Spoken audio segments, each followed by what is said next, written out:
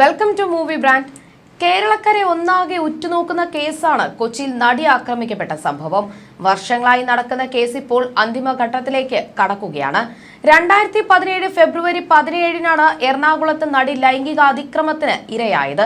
കൃത്യം നിർവഹിച്ച Pulsar Suni, cinema താരം ദിലീപ് ഉൾപ്പെടെ 15 പേരാണ് കേസിലെ പ്രതികൾ.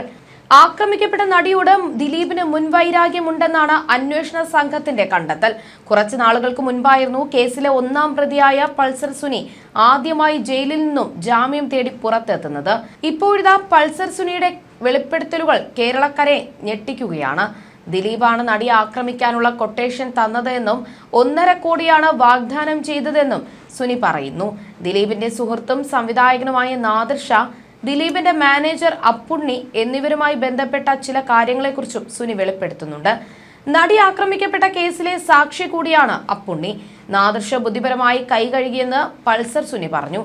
പുള്ളിക്ക് പേടിയുണ്ട്, ഒന്നും പറയാനും പറ്റുന്നില്ല, തീരുമാനമെടുക്കാനും പറ്റുന്നില്ല എന്ന അവസ്ഥയിലാണ് നാദിർ ഷാ നിൽക്കുന്നത്. ദിലീപിന്റെ മാനേജർ അപ്പുണ്ണിയെ പണത്തിനായി വിളിച്ചിരുന്നുവെന്നും പൾസർ സുനി വെളിപ്പെടുത്തി. വിളിച്ചപ്പോൾ നീ എന്താണ് വെച്ചാൽ ചെയ്, നമുക്കൊന്നും അറിയില്ല എന്ന മട്ടിലാണ് അപ്പുണ്ണി സംസാരിച്ചതെന്നും സുനി പറയുന്നു. ഇക്കാര്യം താൻ വിജീഷിനോട് പറയുകയും ആരുടെ കയ്യിൽ നിന്ന് കാശ് കിട്ടിയാലും ഇനി അവരുടെ കാശ് വേണ്ട എന്ന് അവൻ പറഞ്ഞു. നീ അത് വേണ്ടെന്ന് വെച്ചേക്കെന്ന് പറഞ്ഞു. അങ്ങനെ വരെ തീരുമാനിച്ചതാണ്. താനും പറഞ്ഞു അങ്ങനെയെങ്കിൽ ആ പണം പോട്ടെ എന്ന്. അന്ന് പുള്ളിയോടുള്ള ദേഷ്യവും ഇങ്ങനെ ചെയ്തല്ലോ എന്നുള്ളതൊക്കെ കൂടി വന്ന് ഭ്രാന്ത് പിടിച്ച് നടക്കുകയായിരുന്നു. നമുക്ക് കോടതിയിൽ പറയാം എന്നൊക്കെ വിജീഷ് പറഞ്ഞു. അങ്ങനെ ഇരിക്കുമ്പോഴായിരുന്നു അന്വേഷണത്തിലൂടെ ഓരോന്ന് ചികഞ്ഞ് പുറത്തേക്ക് വരുന്നത്. പിന്നെ ഞങ്ങൾ പിടിച്ചു നിൽക്കാൻ നോക്കിയില്ല, തന്നോട് പോലീസ് പലതവണ ചോദിച്ചിട്ടുണ്ട് ഇതിന് പിന്നിൽ അയാളല്ലേ എന്നൊക്കെ. അപ്പോഴൊക്കെ അയാളോ എന്ന് പറഞ്ഞ് ഞാൻ ഒഴിവാക്കി വിട്ടതാണ്. ഉറക്കത്തിൽ നിന്ന് വിളിച്ചെഴുന്നേൽപ്പിച്ചൊക്കെ ചോദിക്കുമായിരുന്നു. അതൊക്കെ കഴിഞ്ഞിട്ടാണ് ഈ ചതി പറ്റിയത്. അതിനുശേഷമാണ് ആ കത്ത് വരെ എഴുതിയത്. ഒരു വാക്ക് നമ്മുടെ കയ്യിൽ നിന്ന് കിട്ടാൻ പോലീസ് ശ്രമിക്കുമ്പോഴും അയാളെ അത്ര സേഫാക്കി. പോലീസ് ഇടിച്ചിട്ടും പറഞ്ഞില്ല. അങ്ങോട്ടും ഇങ്ങോട്ടും നിസ്സാര കാര്യം പറഞ്ഞ് അപ്പുണ്ണിയുമായി തെറ്റിയതാണ്. നിന്നെ കൊണ്ട് ചെയ്യാൻ പറ്റുന്നത് എന്താണെന്ന് വെച്ചാൽ നീ ചെയ്, ഞങ്ങൾ നോക്കിക്കോളാം എന്ന് പറഞ്ഞു.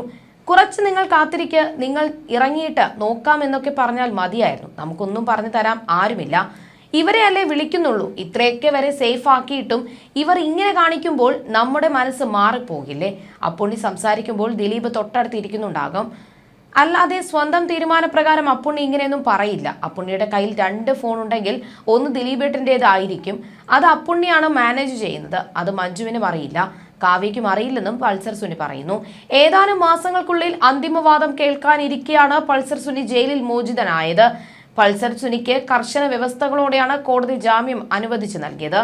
വിചാരണ കോടതിയാണ് പൾസർ സുനിക്ക് ജാമ്യം അനുവദിച്ചത്. എറണാകുളം ജില്ല വിട്ടു പോകരുത്, മാധ്യമങ്ങളോട് സംസാരിക്കരുത്, സാക്ഷികളെ സ്വാധീനിക്കരുത്, ഒരു സിമ്മിൽ കൂടുതൽ ഉപയോഗിക്കരുത്, സിം വിവരങ്ങൾ കോടതിയിൽ ഹാജരാക്കണം, 1 ലക്ഷം രൂപയുടെ ബോണ്ട് നൽകണം തുടങ്ങിയ വ്യവസ്ഥകളോടെയാണ് പൾസർ സുനിക്ക് കോടതി ജാമ്യം അനുവദിച്ചത്.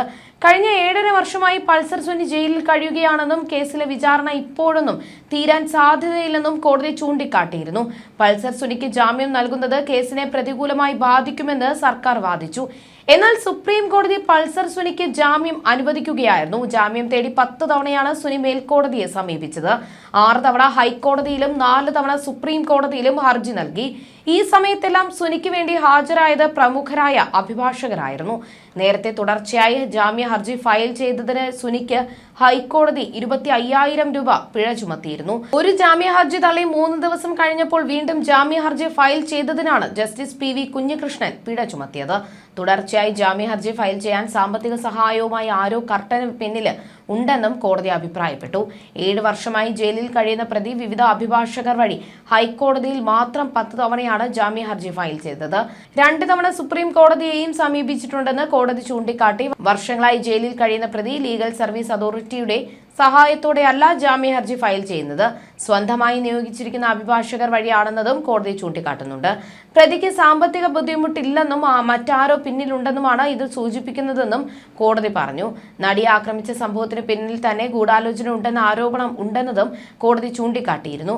ഒരു ജാമ്യ ഹർജി തള്ളിയാൽ സാഹചര്യങ്ങളിൽ എന്തെങ്കിലും മാറ്റമുണ്ടെങ്കിലേ വീണ്ടും ജാമ്യ ഹർജി ഫയൽ ചെയ്യാവൂ എന്നാണ് നിയമം. പൾസർ സുനി ഏപ്രിൽ 16-ന് ഫയൽ ചെയ്ത ജാമ്യ ഹർജി മെയ് 20-ന് തള്ളിയിരുന്നു. ഇതിന് പിന്നാലെ മെയ് 23-ന് വീണ്ടും ജാമ്യ ഹർജി ഫയൽ ചെയ്തതാണ് കോടതിയെ ചൊടിപ്പിച്ചത്. അമിക്കസ് ക്യൂറിയെ നിയോഗിച്ച് വിഷയം പരിശോധിച്ചാണ് പിഴ ചുമത്തിയിരിക്കുന്നത്. 1 മാസത്തിനുള്ളിൽ ലീഗൽ സർവീസ് അതോറിറ്റിക്ക് പിഴത്തുക അടയ്ക്കാനും നിർദ്ദേശിച്ചിട്ടുണ്ട്.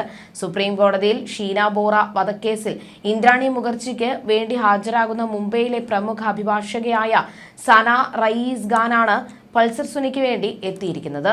സുനിക്ക് വേണ്ടി സന റയീസ് ഖാൻ ഹാജരായി എന്നുള്ള വാർത്ത വന്നതിന് പിന്നാലെ നിരവധി പേരാണ് അതിനെക്കുറിച്ച് പ്രതികരിച്ച് രംഗത്തെത്തിയിരിക്കുന്നത്. കേസ് നടത്താൻ പോലും പൈസ ഇല്ലെന്ന് പറയുന്ന പൾസർ സുനിക്ക് വേണ്ടി ഇത്രയും പ്രമുഖ അഭിഭാഷക എങ്ങനെ ഹാജരായി എന്നായിരുന്നു എല്ലാവരുടെയും സംശയം.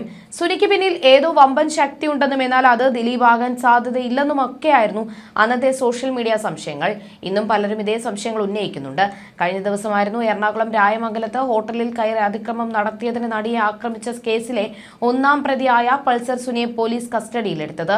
ഭക്ഷണം വൈകിയെന്ന് ആരോപിച്ചായിരുന്നു സുനിയുടെ അതിക്രമം. ഇപ്പോഴിതാ ഇതിന് പിന്നാലെ സുനി ജാമ്യത്തിലിറങ്ങിയ ശേഷം നടത്തിയ ഇടപാടുകൾ പരിശോധിക്കാൻ ഒരുങ്ങുകയാണ് പോലീസ്. ജാമ്യത്തിലിറങ്ങിയ ശേഷം ആഡംബര കാറിലായിരുന്നു സുനിയുടെ സഞ്ചാരം. എറണാകുളം സ്വദേശിയുടെ പേരിലുള്ളതാണ് ഈ കാറ്. ഇത് പണയത്തിനെടുത്തതാണ് എന്നാണ് ഹോട്ടൽ അതിക്രമ കേസിൽ അറസ്റ്റിലായ സുനി പോലീസിന് നൽകിയിരിക്കുന്ന മൊഴിയിൽ പറഞ്ഞിരിക്കുന്നത്. 2.5 ലക്ഷം രൂപ പണയത്തിനാണ് കാർ വാടകയ്ക്കെടുത്തത്. ഇതിനുവേണ്ടി അമ്മയെ കൊണ്ട് ലോൺ എടുപ്പിച്ചു എന്നാണ് സുനി പറയുന്നത്. പുറത്തിറങ്ങിയ ശേഷം സുനി കൂടുതലും വാട്സ്ആപ്പ് കോളുകളാണ് ചെയ്തിരുന്നത് എന്നും പോലീസ് കണ്ടെത്തിയിട്ടുണ്ട്. പൾസർ സുനിയുടെ പണമിടപാട് സംബന്ധിച്ച വിശദാംശങ്ങളും പോലീസ് അന്വേഷിക്കുന്നുണ്ട്. കുറച്ച് ദിവസങ്ങൾക്ക് മുൻപ് സുനിയെ ഹോട്ടലിൽ അതിക്രമം നടത്തിയെന്ന പരാതിയിൽ അറസ്റ്റ് ചെയ്തിരുന്നു.